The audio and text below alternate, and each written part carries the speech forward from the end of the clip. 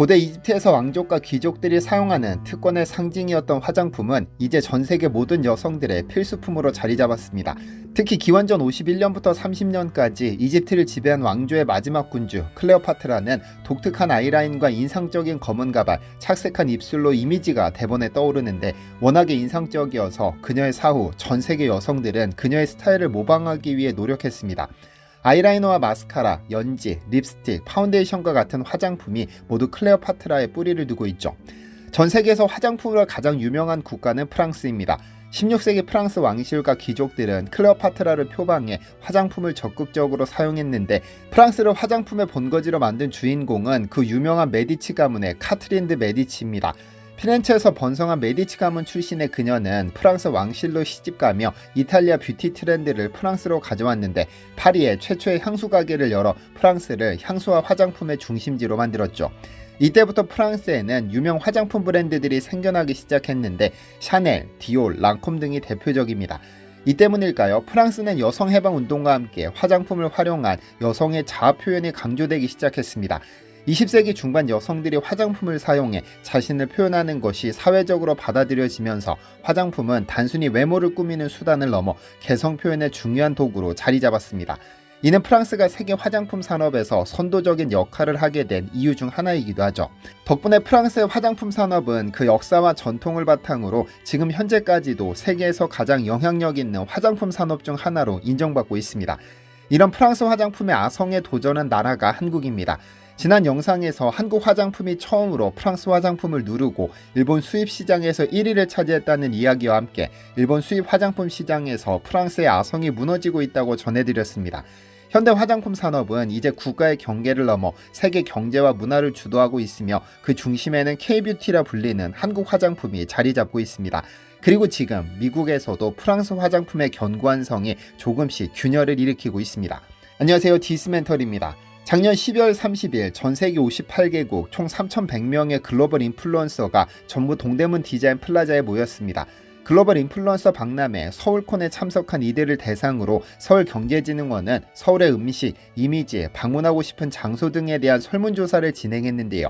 설문조사 결과 글로벌 인플루언서들이 꼽은 최고의 K푸드는 한국인의 소울푸드 떡볶이였습니다. 하지만 우리가 주목할 것은 따로 있습니다. 서울을 떠올릴 때 연상되는 이미지와 소개하고 싶은 콘텐츠를 물었더니 한식이나 떡볶이가 아니라 뷰티, 패션을 꼽았기 때문, 즉 한국을 대표하는 이미지에 뷰티가 있다는 뜻입니다. 혹시 마기꾼이라는 단어를 아시나요? 코로나19 때 유행했던 단어인데 당시 대학생들의 익명 커뮤니티 에브리타임에는 마스크 위 얼굴만 보고 번호 좀 따지 말자라는 제목의 글을 올렸습니다. 작성자는 어떤 사람이 내가 마스크 껴서 괜찮아 보였는지 번호를 따갔다며 글을 시작했습니다. 그는 상대방에게 연락이 와서 만나서 밥 먹으러 갔는데 그전까지 화기애애하던 분위기가 갑자기 굳어버렸다고 했습니다. 음식이 나오고 마스크를 벗은 후 음식을 먹기 시작했는데 갑자기 분위기가 조용해지더니 헤어진 후 그 뒤로 다시는 연락이 오지 않는다는 우픈 사건이었죠. 그분 스스로 자신의 마스크로 가려지지 않은 눈과 이마, 머리 스타일이 전체적으로 괜찮아 보인다는 의미로 웃으며 넘겼지만 이런 에피소드는 수없이 많은 이들이 경험했을 것으로 사료됩니다. 마스크는 새로운 신조어들을 만들어냈습니다. 마기꾼, 마해자처럼 대부분 마스크를 착용하고 벗었을 때 외모 차이와 관련된 것들인데 아무래도 화장을 하는 경우는 마스크 위로 보이는 머리 스타일과 눈화장이 전부이기 때문에 상상했던 것과 다른 모습인 경우가 있습니다. 그런데 마스크를 쓴 상대방이 더 예뻐 보이고 더 잘생겨 보이는 것은 심리적으로 증명됐습니다. 인간은 긍정적이고 좋은 면을 먼저 떠올리는 경향이 있다는 심리학적인 연구 결과가 있으니까요. 서울대학교 심리학과의 곽금주 교수는 선으로 그린 원이나 삼각형을 보면서 우리는 의식적으로 그 선에서 울퉁불퉁한 선을 찾으려 하지 않는다. 마스크를 쓴 사람을 볼 때도 그 안을 구체적으로 상상해보기보다는 TV 등에서 봤던 완벽한 이미지를 그려 자동으로 대입해보는 경향이 있다고 말합니다. 즉 상대방이 마스크를 벗었을 때 오는 실망감은 단순히 외모 때문이 아니라 자신이 이상형으로 그려온 완벽한 이미지가 아니기 때문인 겁니다.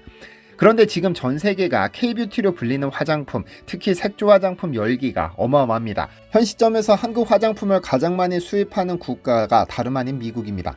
미국 시장은 작은 지구로 불릴 정도로 다인종 다민족 국가입니다. 다른 의미로 다양한 인종과 문화적 배경을 가진 다양한 소비층이 촘촘하게 포진하고 있다는 뜻. 다양한 소비자의 니즈를 반영하고 있어 제품이 여러 소비자군에서 호응을 얻을 수 있는 가능성을 테스트하기에 이상적인 환경입니다. 더구나 미국은 인구 규모나 GDP 등 모든 분야가 세계적인 수준이기 때문에 이곳에서 성공한다는 것은 단순한 해외 수출 이상의 가치를 가지죠. 그렇다면 K-뷰티의 인기는 미국에서 어느 수준일까요? 미국 시장에서 한국 화장품의 성장세는 무서울 지경인데 2023년 기준 한국 화장품의 수출은 2022년 대비 6.4% 증가한 85억 달러로 역대 2위이자 세계 4위를 기록했고 그중 12.1억 달러를 미국으로 보냈습니다. 더 놀라운 점은 2020년 대비 2배, 2022년 대비 증감률은 44.7%라는 점입니다. 중국이 23.1% 하락한 반면 미국은 수입량을 어마어마하게 늘려오고 있습니다. 중국을 제외한 아시아국, 북미, 유럽 등 전체 대륙권에서 수출이 눈에 띄게 증가했고 수출국도 165개국까지 확대되면서 수출 다변화 흐름이 명확해졌습니다. 분명 세계적인 확산세가 뚜렷해지는 긍정적인 시그널인데요. 더 놀라운 점은 올해 미국 시장에서 프랑스를 2위로 밀어낼 것이 거의 확실시 된다는 점입니다. 미국 무역위원회에 따르면 우리나라는 올해 7월까지 미국 내 수입 화장품 시장 점유율에서 21.1%를 기록해 1위에 올랐는데 2위는 점유율 17.6%를 기록한 프랑스, 3위는 13.4%의 캐나다입니다. 이는 2024년 상반기 전년 동기 대비 70% 이상 증가한 수치인데요. 주목할 만한 부분은 화장품 수출의 주역이 대기업에서 중소기업으로 바뀌고 있다는 점. 중소벤처기업부가 발표한 2024년도 상반기 및 2분기 중소기업 수출 동향에 따르면 올해 1월부터 6월 중소기업 화장품 수출액은 전년 대비 30.8% 증가한 33억 1천만 달러로 상반기 최고 수출 품목에 이름을 올렸습니다.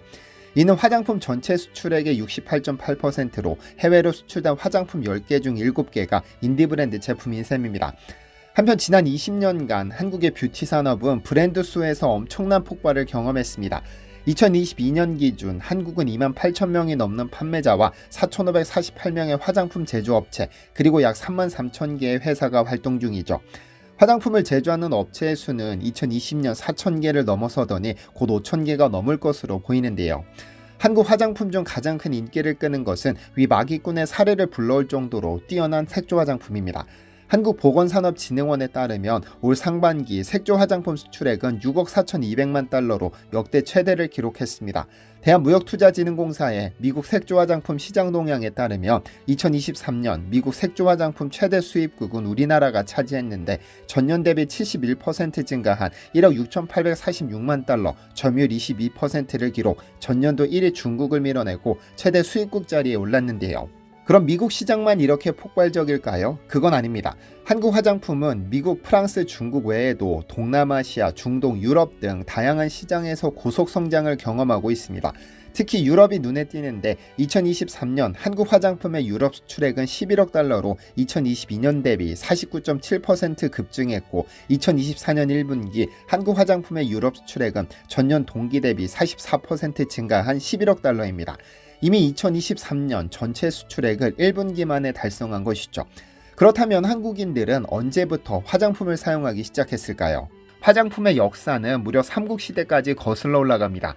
신라시대 여성들은 백분이라는 하얀 가루를 얼굴에 발랐고 이 제조 기술이 상당한 수준이었고 불교의 영향으로 향수와 향료가 다수 만들어진 것으로 알려집니다. 고려시대를 거쳐 조선시대에는 신체를 청결하게 가꾸고 단정한 용모를 유지하는 것에 노력을 기울였는데 지금의 로션과 같은 역할을 했던 미안수, 크림에 해당하는 면약, 화장류 등을 발라 피부를 곱고 촉촉하게 정리했다고 하죠. 당시에는 남녀를 불문하고 희고 옷 같은 피부를 선호해 피부결을 정돈하는 것에 공을 들였는데 이를 위해 꿀찌꺼기 밀랍을 지금의 팩처럼 발랐다가 일정 시간 후에 떼어나는 방법을 사용하기도 했습니다. 그런데 조선인들의 화장법이 얼마나 부러웠던지 임진왜란 직후 일본에서는 조선이라는 단어를 광고 문구로 썼습니다. 임진왜란 직후 일본에서 아사노스유라는 상표명의 화장수가 발매됐는데 광고 문안의 서두가 조선의 최신 제법으로 제조된 아사노스유 화장수는 이라고 썼습니다. 그러니까 임진왜란 전까지 조선에서 고도의 기술로 화장품이 제조되고 있었음을 알 수 있죠. 한국 화장품이 세계적인 주목을 끌기 시작한 것은 1990년대 중반입니다.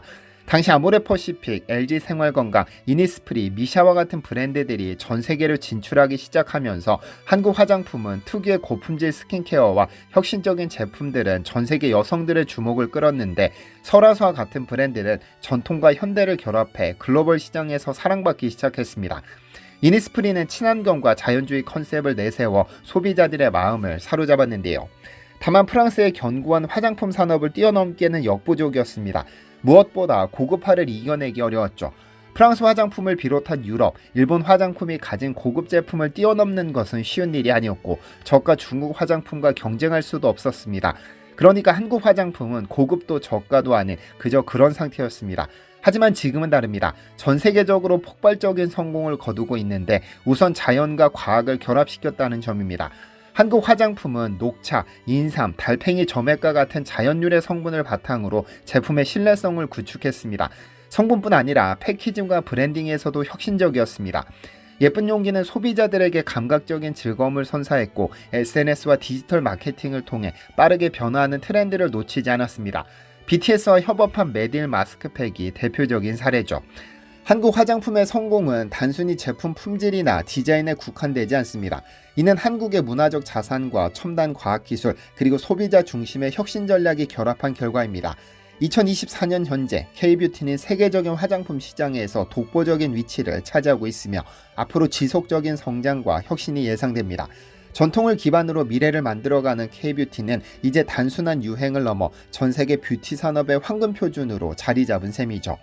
한국 화장품의 성공은 단순한 산업적 성과가 아닌 한국의 문화적 자부심과 혁신 정신을 상징합니다. K뷰티는 이제 아름다움 그 자체로 전 세계를 매혹시키는 진정한 글로벌 아이콘으로 자리매김했죠. 우리 산업이든 문화든 위기가 없었던 시기는 없었습니다. 다만 그 위기를 이겨내고 그것을 기회로 삼아 성장한 경우가 적지 않죠.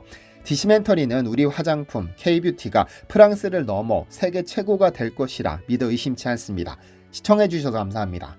디시멘터리에서는 여러분의 제보를 기다립니다. 제 채널에서 다뤘으면 좋겠는 뉴스 또는 널리 알려졌으면 하는 영상은 디시멘터리 네이버.com으로 보내주시면 소중히 제작하겠습니다. 시청해주셔서 감사합니다.